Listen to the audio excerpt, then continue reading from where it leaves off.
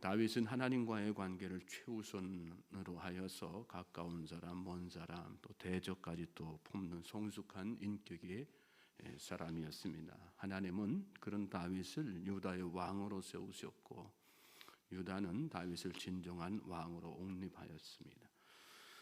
다윗의 인격과 신앙은 유다를 넘어서 온 이스라엘을 다스리기에 부족함 없는 그런 인격과 신앙이었죠.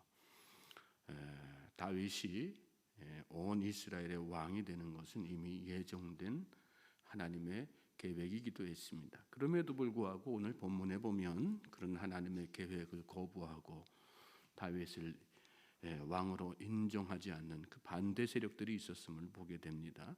8절에서 11절 말씀이에요. 같이 읽겠습니다. 사울의 군사령관 넬의 아들 아브넬이 이미 사울의 아들 이스보셋을 데리고 마하나임으로 건너가 길르앗과 아술과 이스르엘과 에브라임과 베냐민과 온 이스라엘의 왕으로 삼았더라.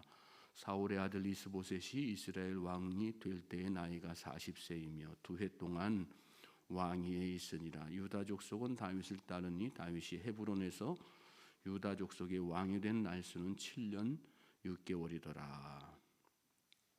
이 사울 왕이 죽자 사울의 군사령관이었던 아브넬이 사울의 아들 이스보셋을 데리고 마하나임으로 건너갑니다.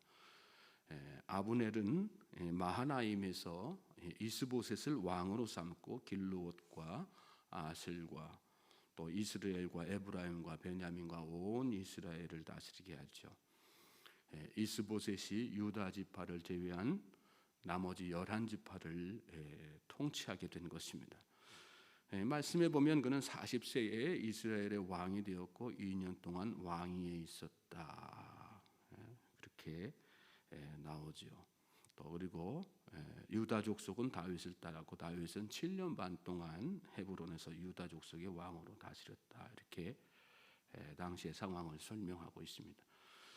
11지파를 얻은 이스보셋의 통치가 2년 만에 끝난 데에 반해 다윗의 통치는 7년 반 동안 이어졌다는 것이 역사적으로 보면 참 아이러니한 사건이죠. 출발은 누가 봐도 이스보셋이 우위입니다. 그럼에도 불구하고 이스보셋은 2년 만에 통치를 끝내고 역사 속에서 사라지게 되고 말아요. 그렇지만 다윗의 통치는 여기 7년 반 동안 헤브론에서 통치하니라 그랬지만 그것으로 끝나지 않죠. 그 뒤로 계속해서 더 그의 통치 영역이 넓어져서 온 이스라엘을 다스리는 오랜 세월 동안 다스리는 그런 통치로 이어지죠. 이유가 뭘까요? 어디에서 이런 차이가 생긴 것일까요? 다윗은 하나님이 세우신 왕이었지만 이스보셋은 사람이 세운 왕이었기 때문입니다. 다윗은 신앙으로 나라를 세웠지만 이스보셋은 탐욕으로 나라를 세웠기 때문입니다. 이스보셋을 왕으로 세운 아브넬이라고 하는 사람을 우리가 한번 살펴볼 필요가 있는데요. 아브넬은 사울의 군대 장관이었죠. 탐욕이 가득한 사람, 권력을 위해서라면 못할 것이 없는 사람이었습니다.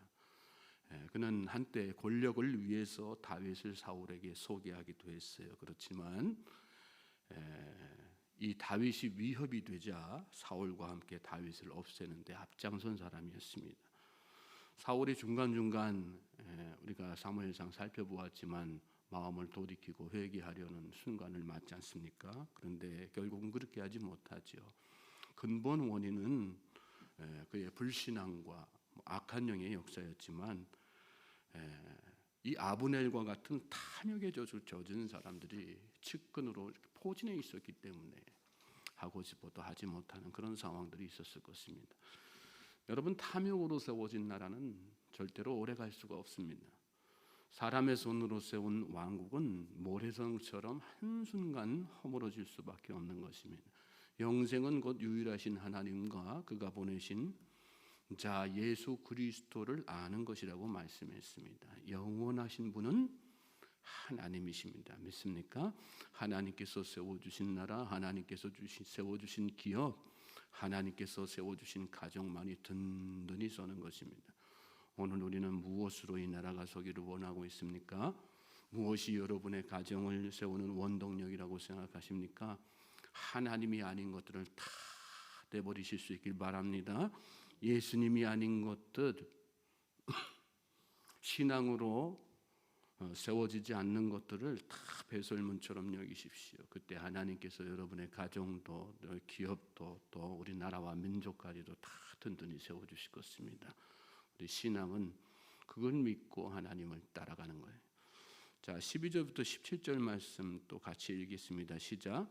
넬의 아들 아브넬과 사울의 아들 이스보셋의 신복들은 마하나임에서 나와 기브온에 이르고 수르야의 아들 요압과 다윗의 신복들도 나와 기브온 목가에서 그들을 만나 함께 앉으니 이는 못 이쪽이요 그는 못 저쪽이라. 아브넬이 요압에게 이르되 원하건대 청년들에게 일어나서 우리 앞에서 겨루게 하자. 요압이 이르되 일어나게 하자 하매 그들이 일어나 그 수대로 나아가니 베냐민과 사울의 아들 이스보셋의 편에 12명이요 다윗의 신복 중에 12명이라.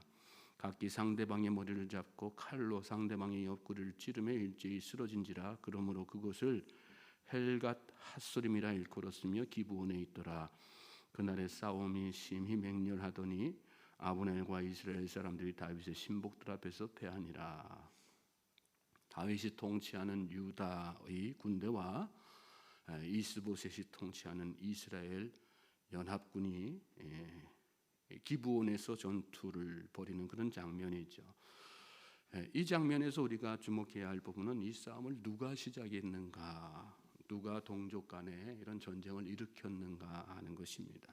12절에 보면 넬의 아들 아브넬과 사울의 아들 이스보셋의 신복들이라고 말씀하죠. 왕의 이름이 먼저 나오는 것이 아니라 누구의 이름이 먼저 나와요? 아브넬의 이름이 먼저 나오죠. 결국 이 싸움은 누구로부터 시작되었다는 뜻입니까? 탐욕에 사로잡힌 아브넬로부터 시작되었다. 아브넬의 탐욕이 이 싸움의 동기였다는 그런 뜻이죠.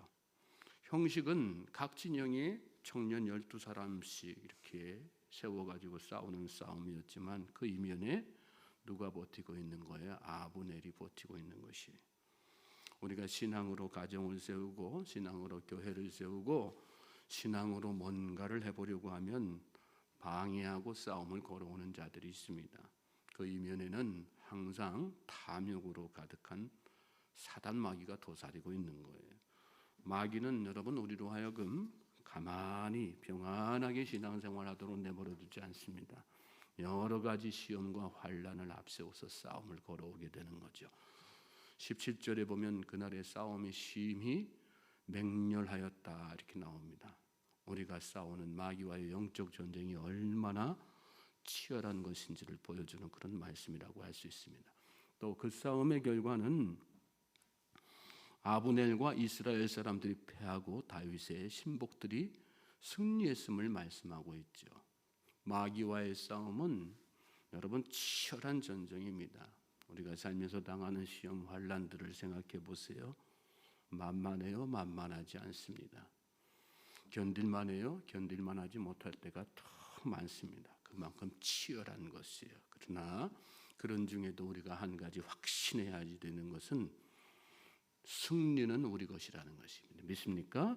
내 상황이 아무리 불리해 보이고 아무리 열악해 보여도 하나님을 믿고 나아가면 결국은 승리하게 된다는 사실 우리가 잘 기억해야지 됩니다. 그러므로 사단 마귀가 어떤 시험과 환난으로 여러분에게 싸움을 걸어오더라도 여러분 결코 두려워하지 마십시오.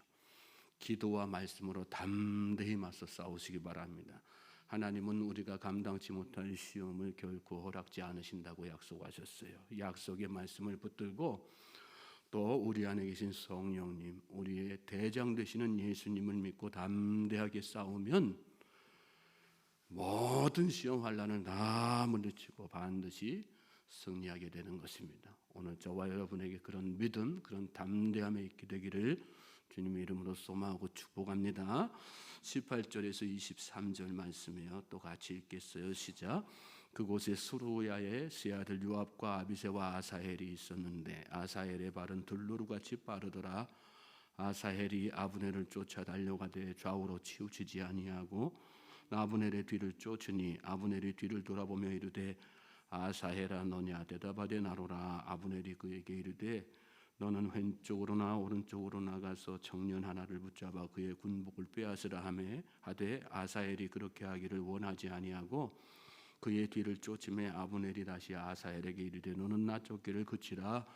내가 너를 쳐서 땅에 엎드러지게 할 까닭이 무엇이냐. 그렇게 하면 내가 어떻게 내 형 요압을 대면하겠느냐 하되 그가 물러가기를 거절하며 아브넬이 창 뒤끝으로 그의 배를 찌르니 창이 그의 등을 꿰뚫고 나간지라. 곧 그곳에 엎드러져 죽음에 아사헬이 엎드러져 죽은 곳에 이르는 자마다 머물렀었더라.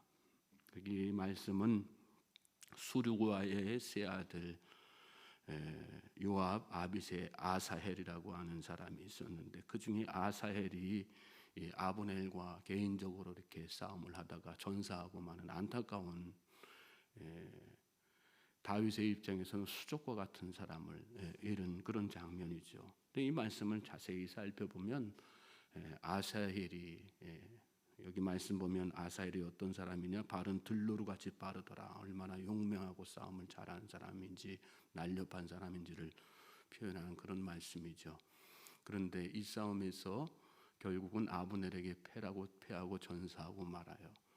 이유가 뭘까요? 여기 말씀 보면 그는 절제가 없었어요. 또 신중함이 없었어요. 자신의 어떤 용기 또 자신의 어떤 전력만 믿고 이렇게 아브넬과 싸우다가 도리어 아브넬에게 이렇게 패하고 마는, 전사하고 마는 그런 안타까운 상황이 벌어지게 되는 것이죠. 여러분, 우리는 영적 전쟁을 함에 있어서 담대해야지 돼요. 또 용기를 가져야지 되나. 그러나 그럼에도 불구하고 우리가 그런 상황 가운데에서 꼭 가져야 될 신앙의 덕목이 있어요. 그것이 뭐냐면 신중함이고 또 절제예요. 우리가 성령의 은사를 이야기할 때, 성령의 열매를 이야기할 때 쭉 9가지 열매가 쭉 나오지 않습니까? 근데 그 마지막에 열매가 뭐냐면 절제예요. 다 좋다 이거예요. 성령의 은사, 성령의 열매 다 좋다 이거예요. 우리 신앙생활 열심히 하는 건 다 좋다 이거예요. 마귀와의 싸움에서 담대히 싸우고 영적으로 중무장에서 치열한 그 싸움에 뒤로 물러서지 않고 잘 싸우는 것 중요하다 이거예요. 그런데 절제가 없으면 결국은 패할 수밖에 없는 것이거든요. 아무리 좋은 아름다운 성령의 열매라고 할지라도 절제가 없으면 그 열매들은 다 무용지물이 될 때가 얼마나 많은지 모릅니다. 신중하지 못해서 우리가 영적 전쟁에서 패하는 그런 경우도 얼마나 비일비재한지 몰라요.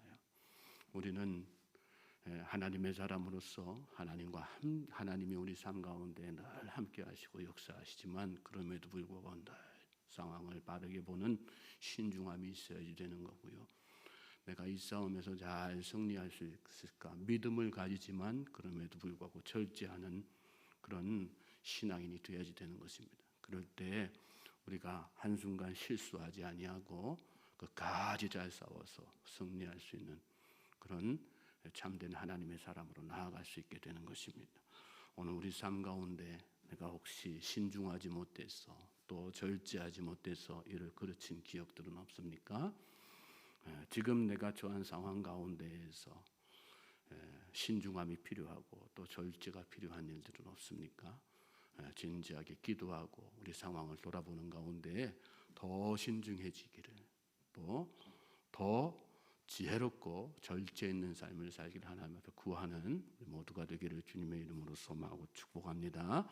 자, 24절부터 32절 말씀 또 계속해서 연이어 읽겠습니다. 시작. 요압과 아비새가 아브넬의 뒤를 쫓아 기브온 거친 땅의 길가 기하 맞은 쪽 암마산에 이를 때 해가 졌고 베냐민 족속은 함께 모여 아브넬을 따라 한 무리를 이루고 작은 산 꼭대기에 섰더라. 아브넬이 요압에게 외쳐 이르되 칼이 영원히 사람을 상하겠느냐? 마침내 참혹한 일이 생길 줄을 알지 못하느냐?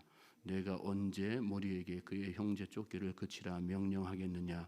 요압이 이르되 하나님이 살아계심을 두고 맹세하노니 내가 말하지 아니하였다면 무리가 아침에 각각 다 돌아갔을 것이요 그의 형제를 쫓지 아니하였으리라 하고 요압이 나팔을 불매 온 무리가 머물러 서고 다시는 이스라엘을 쫓아가지 아니하고 다시는 싸우지도 아니하니라. 아브넬과 그의 부하들이 밤새도록 걸어서 아라바를 지나 요단을 건너 비드론 온 땅을 지나 마하나임에 이르니라.